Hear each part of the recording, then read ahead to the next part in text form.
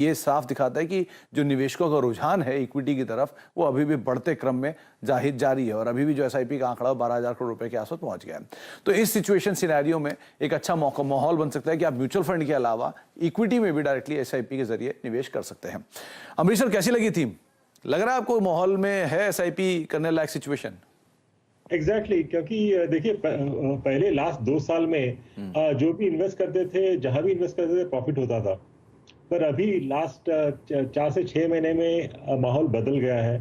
थोड़ा सा डर आ चुका है मार्केट में अभी, स्पेशली अमंग रिटेल इन्वेस्टर्स। लोग कंफ्यूज्ड है। तो I think this is the right time to get the right advice, और ये राइट एडवाइस है एसआईपी का, क्योंकि एसआईपी करें तो पॉसिबली लॉन्ग टर्म में पैसा बनेगा। शॉर्ट टर्म में तो I think it's a bit difficult, पर लॉन्ग टर्म में एसआईपी के हिसाब से अच्छा पैसा बन सकता है। अच्छा शरद सर, ऐसा भी हुआ है कि मार्केट में हायर लेवल से बिकवाली की वजह से पोर्टफोलियोज बनाए जिन्होंने, उनके पोर्टफोलियो 30% 40% नीचे आ चुके हैं, तो अच्छी क्वालिटी में भी वो घबरा रहे हैं। कई एग्जांपल्स ऐसे देखने को मिले कि लोग ये भी पूछ रहे हैं कि टीसीएस जैसे शेयर में एसआईपी करें कि ना करें, या एसआईपी जारी रखें कि ना रखें। तो शरद सर, आपका क्या मानना है, जिनके पोर्टफोलियोज में अच्छे स्टॉक हैं और नीचे आ चुके हैं, एसआईपी कंटिन्यू करें ना वो भी? बिल्कुल, एसआईपी मोड में तो ज्यादा वोलेटिलिटी की जगह रहती नहीं है। अगर आपने एक डिसेंट मैनेजमेंट आइडेंटिफाई की है, एक डिसेंट कंपनी आइडेंटिफाई की है, उस पे आपको अगर लॉन्ग टर्म वैल्यूएशन कंफर्ट है तो आपको बिल्कुल कंटिन्यू करना चाहिए। फिर हो सकता है 6 महीने साल भर के लिए आपको टीसीएस या इन्फोसिस महंगे लगे, बट जब आप 5 से 7 साल के होराइजन में उसको डिस्काउंट करके देखने की कोशिश करेंगे तो वो इतने बुरे नहीं लगेंगे। तो आइडियल चॉइस ये होती है कि वो कंपनीज आप आइडेंटिफाई करें जो 5-10 साल तक बनी रहेंगी, ग्रुप के तौर पे भी और बिजनेस के तौर पे भी। तो फिर उसमें इतना घबराने की कोई जरूरत नहीं है।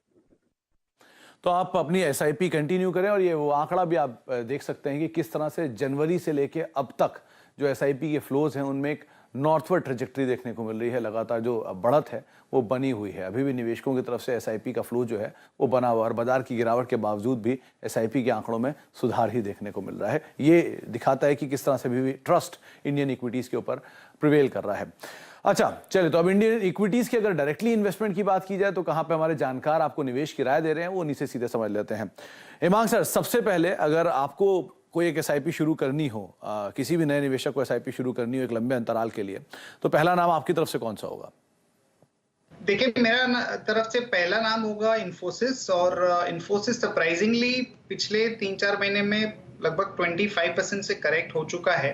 और कंसर्न्स थे लोगों को कि अगर ग्लोबली थोड़ा सा स्लो डाउन अगर होता है, और यूएस में जिस तरह से टेक्नोलॉजी कंपनीज में बिकवाली हमने देखी है, तो उसके चलते हुए थोड़ा आईटी स्टॉक्स भी गिरे हैं। पर अभी एनालिस्ट मीट था इन्फोसिस का, और 2-3 बातें बहुत क्लियरली उभर के आई है। एक तो ये है कि अगले साल का जो ग्रोथ गाइडेंस है वो मेंटेन किया है लगभग 13 to 15% का। Secondly, on the margin and pricing थोड़ा सा एक पॉजिटिव अपडेट मिला है कि भाई उतना इश्यूज नहीं होना चाहिए। कंपनीज प्राइस हाइक क्लाइंट से ले सकती है, जो कि एक थोड़ा सा पॉजिटिव डेफिनेटली डेवलपमेंट हो सकता है। डील और फ्लो के ऊपर कोई नेगेटिव प्रभाव नहीं है।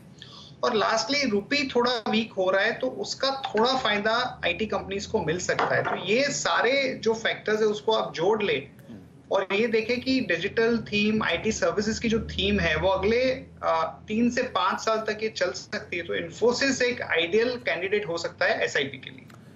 तो देश की दूसरी सबसे बड़ी आईटी कंपनी, देश की 5वीं सबसे बड़ी कंपनी जिसके अंदर आप निवेश कर सकते हैं, एक सक्सेसफुल आईपीओ, एक स्ट्रॉन्ग मैनेजमेंट और लगातार अपने आप को over a period of time deliver करने आने वाला स्टॉक इन्फोसिस, जिसके ऊपर आप अपनी एसआईपी शुरू कर सकते हैं। हेमांग सर की तरफ से पहली कॉल आपको बताई गई है। अच्छा शरद सर, आपकी तरफ से पहली कॉल कौन सी रहेगी? कहां पर आप एसआईपी करने का निवेश, आपने एसआईपी करने की सोचेंगे अगर आप निवेश करना चाहें तो? जी, पहला स्टॉक मुझे लगता है गोदरेज प्रॉपर्टीज होना चाहिए। रियल एस्टेट में काफी बढ़िया बूम रहना चाहिए, अफोर्डेबल हाउसिंग में भी और एमआईजी ग्रुप में भी। अगले 5 साल में हम ये उम्मीद कर रहे हैं कि जो अभी करीब 9 मिलियन स्क्वायर फीट है वो बढ़ के 14-15 मिलियन स्क्वायर फीट तक का चला जाएगा पूरा बिजनेस। तो काफी अच्छी ग्रोथ वहां पे रहनी चाहिए। और इसके अलावा जो कंपनी है वहां पे इन्वेंट्री लगातार कम हो रही है आज के दिन, एंड वर्ल्ड की one of the biggest real estate developers में कंपनी की गिनती हो रही है। एक एसेट लाइट मॉडल फॉलो करते हैं। हमारा ये मानना है कि अगले 2-3 साल तक 50-60% जैसी ग्रोथ कंपनी में रहेगी लगातार। तो गोदरेज प्रॉपर्टीज एक काफी डिसेंट लॉन्ग टर्म बेट है। ग्रुप को लेके कोई ऐसा असमंजस है नहीं, ऊपर से करेक्ट होने के बाद अब वैल्यूएशंस भी बहुत ओवर स्ट्रेच नहीं है और लॉन्ग टर्म पोटेंशियल मुझे बहुत बढ़िया लगता है इस स्पेस में। तो एक समय में करीब करीब 2500 के ऊपर कामकाज करने वाला स्टॉक और अब अच्छे खासे